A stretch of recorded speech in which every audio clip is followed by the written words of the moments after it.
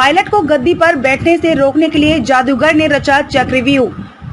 बगावत के बिगुल का मतलब समझिए। राजस्थान में अशोक गहलोत के कांग्रेस अध्यक्ष पद का चुनाव लड़ने के बाद अब प्रदेश के नए मुख्यमंत्री को लेकर पेच फंस गया है। माना जा रहा था कि अशोक गहलोत के दिल्ली आने के बाद सचिन पायलट प्रदेश के नए मुखिया बनेंगे।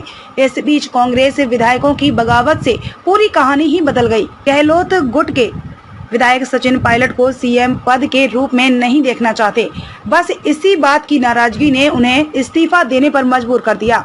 विधायकों का कहना है कि हमें सचिन से कोई व्यक्तिगत नाराजगी नहीं है, लेकिन सचिन पायलट को हम सीएम पद पर नहीं देखना चाहते हैं। गहलोत गुट के विधायकों के अलावा खुद सीएम अशोक गहलोत को सचिन का नाम सीएम पद के लिए मंजूर नहीं था। वह शुरू से सीपी जोशी को अपनी सीएम की गद्दी सौंपना चाहते थे। तो क्या पायलट को गद्दी पर बैठने से रोकने के लिए अशोक गहलोत ने यह प्लान रचा था? आपको इस बगावत के बिगुल का मतलब समझाते हैं। नई दिल्ली, राजस्थान में अशोक गहलोत के कांग्रेस अध्यक्ष पद का चुनाव लड़ने के बाद अब प्रदेश के नए मुख्यमंत्री को लेकर पेच फंस गया है।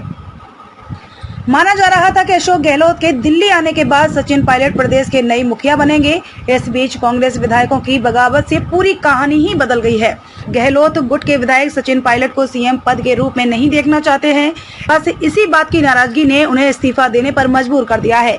विधायकों का कहना है कि हमें सचिन से कोई भी व्यक्तिगत नाराजगी नहीं है, लेकिन सचिन पायलट को हम सीएम पद पर नहीं देखना चाहते हैं।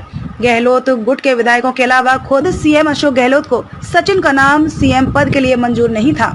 वह शुरू से सीपी जोशी को अपनी सीएम की गद्दी सौंपना चाहते थे।